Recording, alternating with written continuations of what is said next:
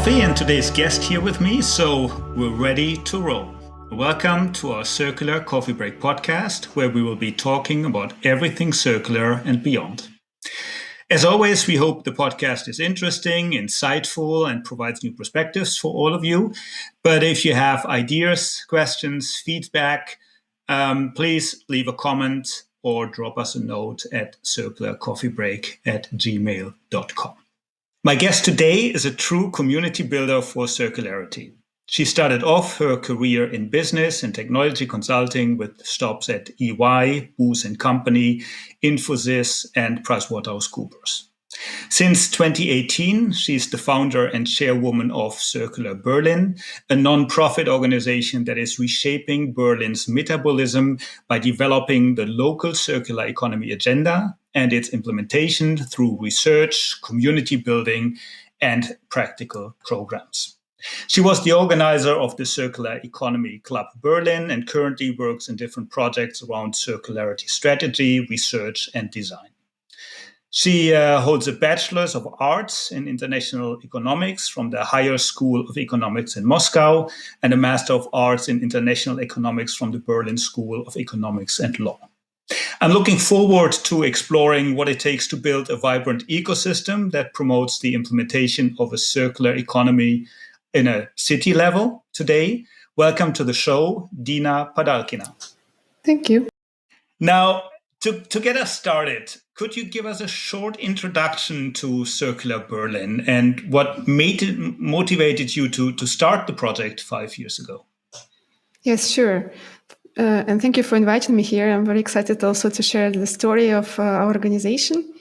Circular Berlin, from name, you can guess it's all about circular economy in Berlin. Mm-hmm. It's indeed, we are a non-profit organization and try to act as a hyper-local non-profit because we believe that you can start change where you are. And that's basically the whole motto of our community behind that. The way we operate maybe is also important to highlight. The mission behind that is indeed about how we can implement circular economy in our city, in Berlin. That's where I am from right now, at least. The way we do it through three main pillars. One of them we call knowledge building. This is basically the project-based activities where we think that's the gaps right now in our system for Berlin, which we hope also to work towards and close within the circular economy. And within this dimension, we mainly work with such sectors as construction, textile, and food. But also we have quite many projects which are directly linking municipalities I say municipalities in plural because Berlin has many districts and each of them has its own municipality. That's type of first areas where we are involved.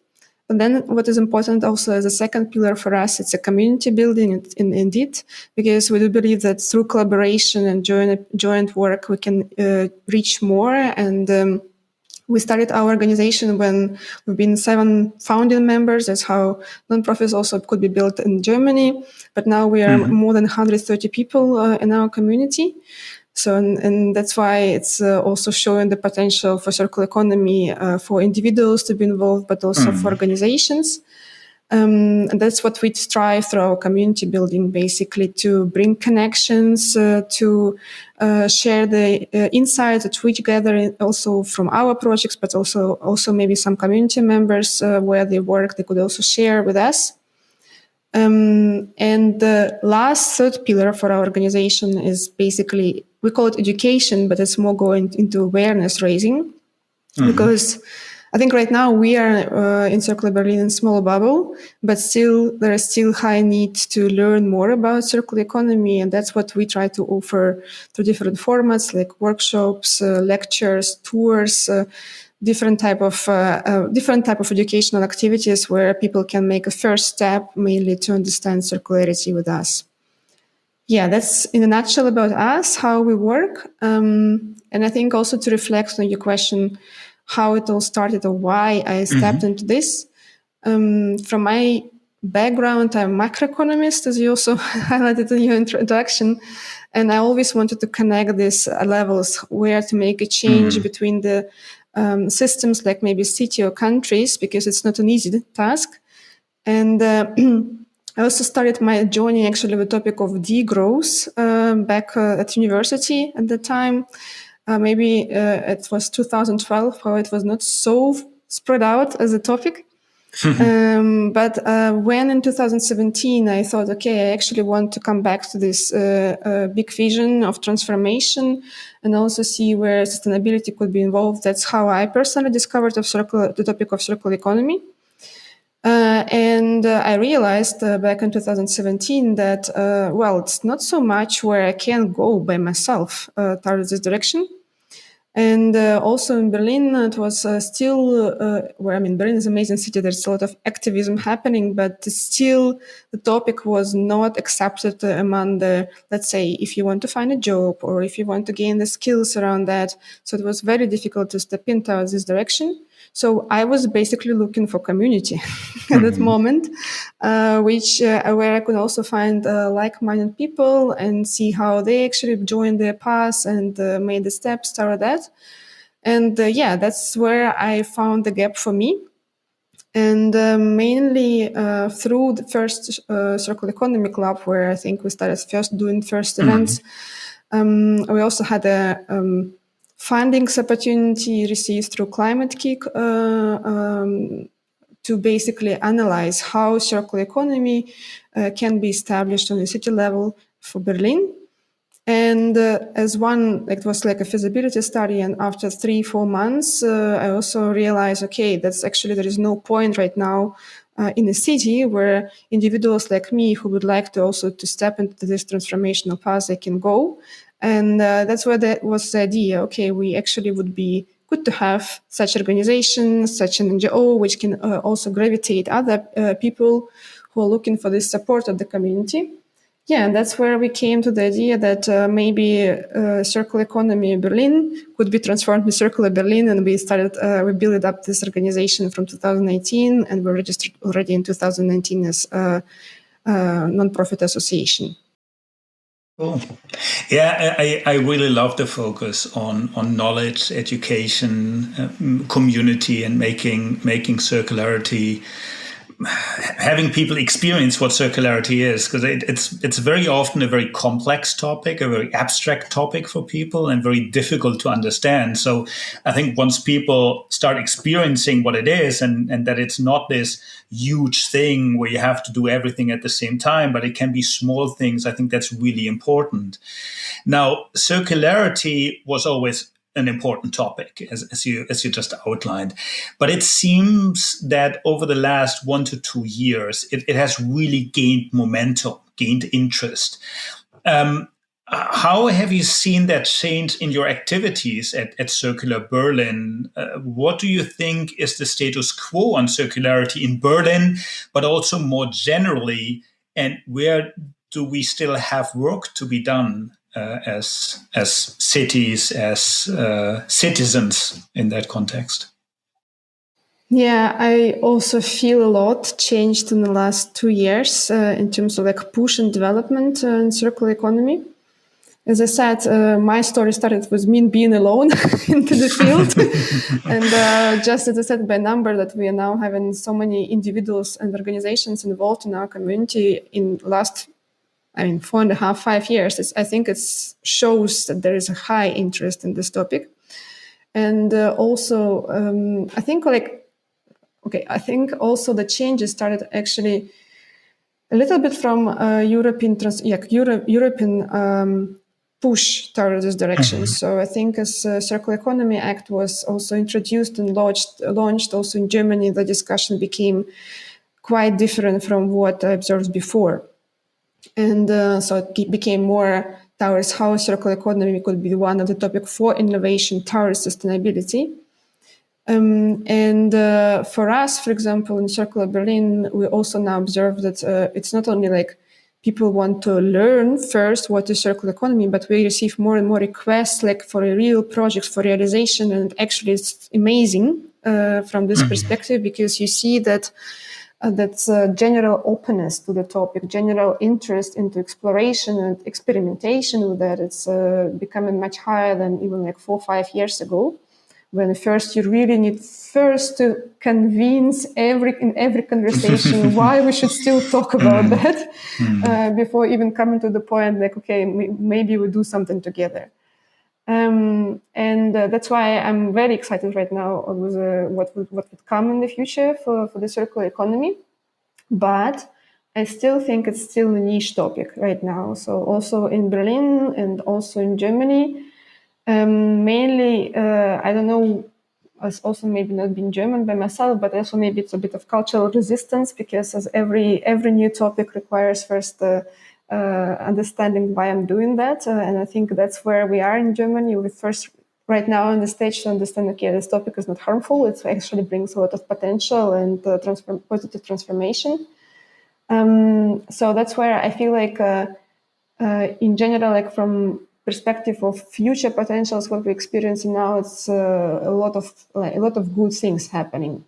With regards to Berlin as well, to come a bit closer to that, I already dropped the line that I think Berlin is an amazing city to be for the topic of circular economy, because as comparing to many other locations, a lot of activities happening bottom up here. So actually, a lot of things happening here from the community, and a lot of innovations. They are also driven a bit from different sides, so they're not driven from the market potential, but mainly because of the social interest and belief that's what should be done because it's good.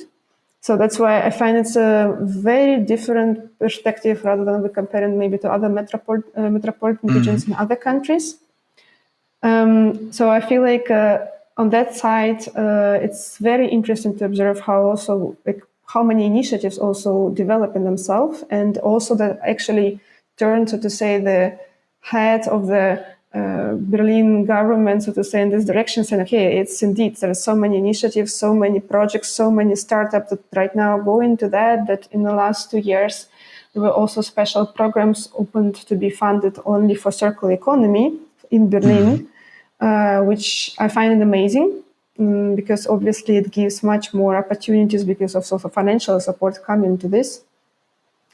However, I still think that within the implementation of this topic in Berlin, we are still in the stage of experimenting, because a lot of these projects, they are still in early stage of development, and it's still not clear how they actually will progress in the future. Will they be able to grow? Will they actually be able to bring this expected positive impact, either social, environmental, which everybody hopes for? So this is something which is still to see. However, as I said, I'm happy that it's so to say, in some kind of unofficial in German's Reallabor, like living labs, which we can also experience here in Berlin, that actually take place. So I do have hopes for Berlin to see as much as transformation as we can see maybe in the future.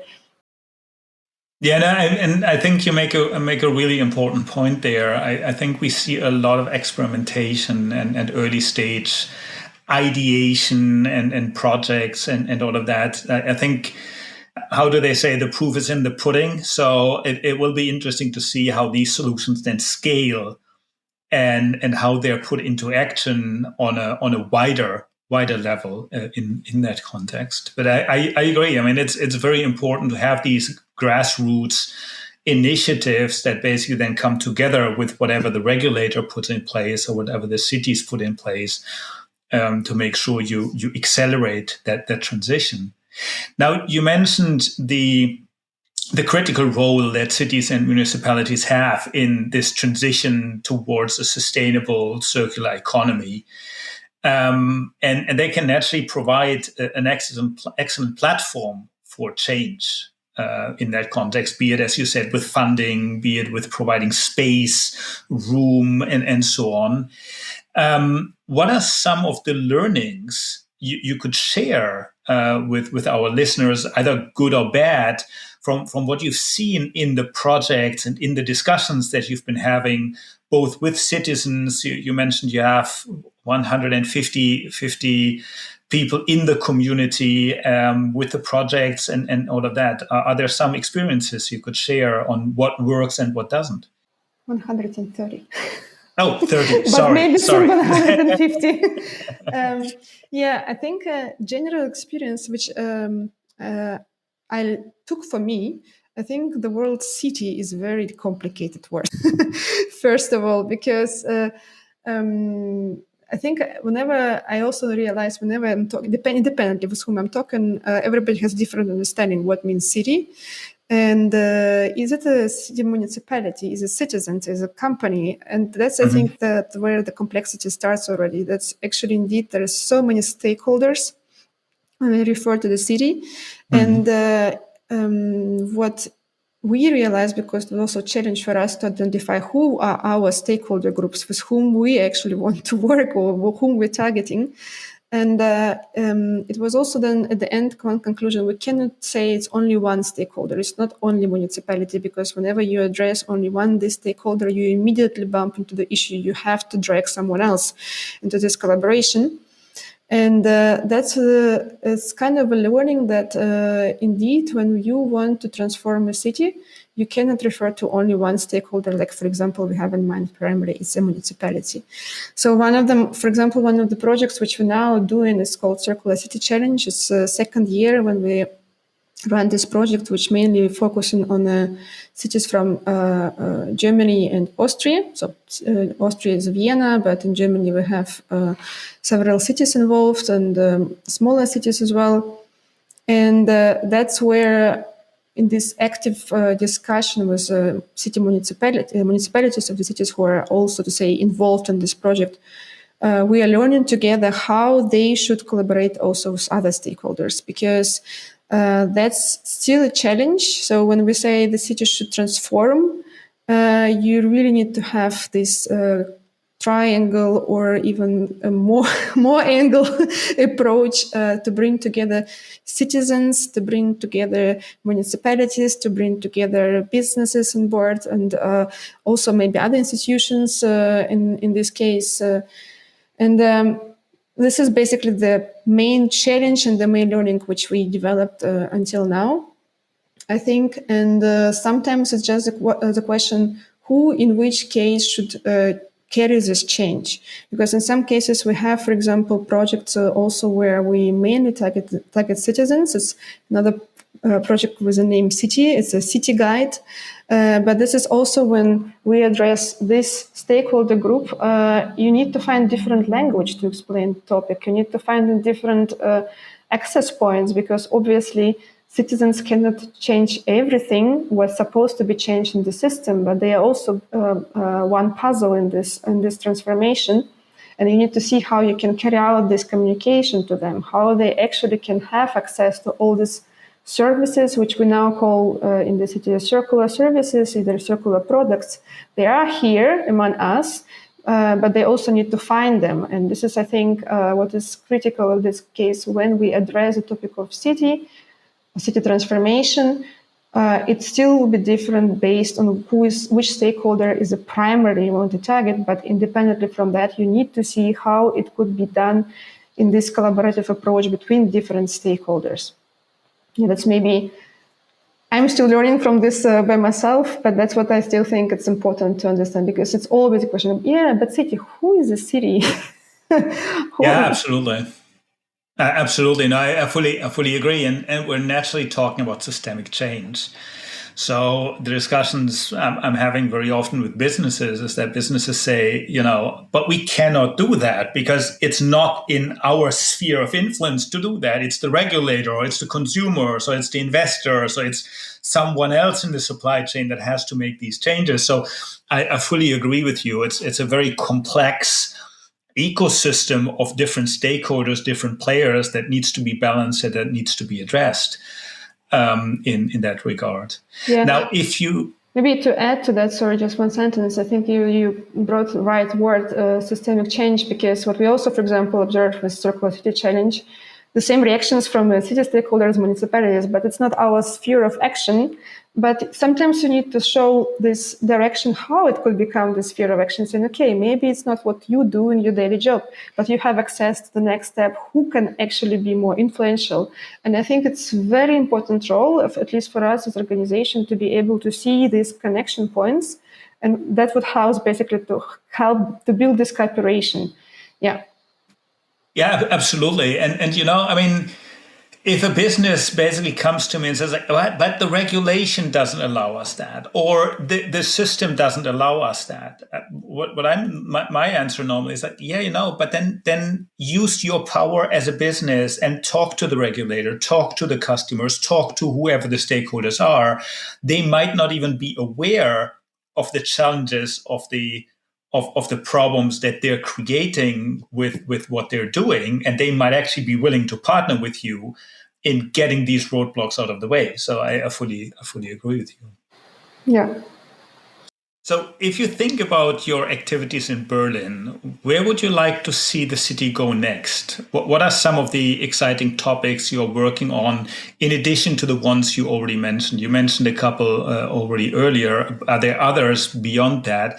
And is there something you're looking forward to launching in the future that would accelerate the transition of Berlin towards sustainable circularity? Yes.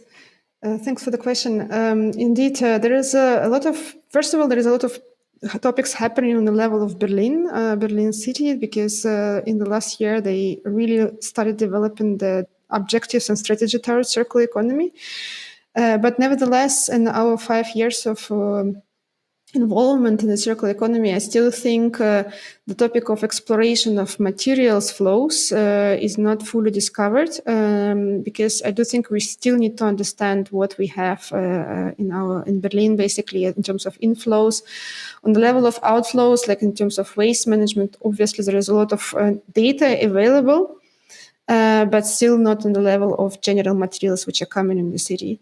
And that's what we are also trying to look into in the future, because we are developing several projects. One of them, for example, in textile sector.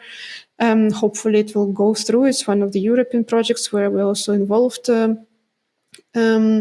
looking into the textile material flows primarily, and then going into piloting of particular circular loops. That's, I think, also becomes one of the important steps, how we can also practically start testing this on not only on some organizational level, but also like more on the system level of the city.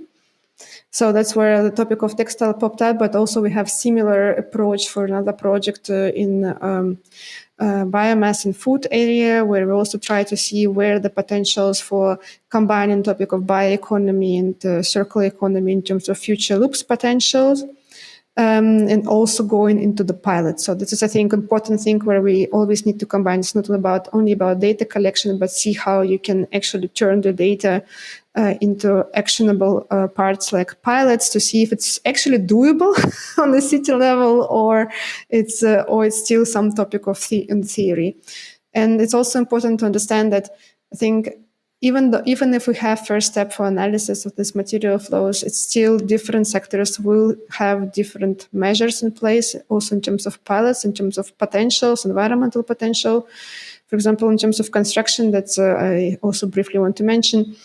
It's not only about creating circular loops, but it's actually to understand how we can preserve the materials which are already in the city, in the buildings, and prolong the use of this material. So it's a bit of different perspective on circular economy, mainly from prolongation of the use of this, such products as a building, so to say. And that's where would be our next step, to look at how we can also pilot these activities. Cool. Yeah, and as I think we said already a couple of times, it's not only about experimenting and ideating, it's really about putting things into action. Now, if our listeners would like to follow your example, what you did in Berlin, and establish similar activities in their own cities, their own municipalities, what are some of the things they could do? Where do you think we all as citizens and as voters and as people that are engaged in our cities on a day-to-day basis could have an impact in building something similar in accelerating circularity on a practical level? Yeah, you can be very radical as a citizen in this case, or you can actually stay already on the level of being committed to the topic. And I think that's the first step for us as every individual to first explore what it offers. Secondly, also to where we mainly have a direct impact is through our choices as the citizens and the voters. And I think that's where we first primarily need to think of what I'm choosing as a product, or do I actually even need this product to buy first or not? That's, I think, the first step where we, all of us, can already contribute to this, to be more conscious around consumption patterns and how we live. But if someone also wants to see, okay, I actually would like to go towards building community around circular economy in my own city, I do think the first step in this case is you need to find your like-minded people. You actually cannot do it alone. And it's not about directly to acquire some funds and for some projects. What you first need to do, you need to find people with whom you can actually share the steps for the share next steps, so to say. That's one thing. And the second thing, if you found this community with whom you can act together, act jointly, I think it's important that you start building up, so to say, your credibility as a community. So you really need to show that you are committed to the topic with your community around you, that you are not alone, that you really want to go ahead. And I think as soon as actually others will also recognize that your steps are really credible and you really want to make a progress and change, then you will see also how it evolves towards, so to say, prosperity and development. We still also as a community need to learn a lot on our way to go, but I do think first thing, just find people with whom you want to create this change. Thanks a lot, Dina. The coffee is empty, and it's time to wrap up this episode of the Circular Coffee Break. Thanks, Dina, for joining me today. I could still go on for a long time discussing about the different things. I think we could deep dive into a lot of the projects you've been doing, because I think that it's also a lot of very interesting things. So maybe a next time. Thanks a lot for joining. Thank you. For all you listening, we hope you found today's episode interesting and inspiring. If you like the podcast, you can help us out growing the Circular Coffee Break community by giving us a 5-star rating and a positive review on Apple Podcasts or Spotify. Also, please remember to subscribe to stay in the loop. We have a lot of really interesting guests coming up also for future episodes. So make sure you're in the loop and you get a notice on the episodes that drop every 2 weeks. That's all for today. Thanks a lot for listening. I'm looking forward to seeing all of you here at the Circular Coffee Break.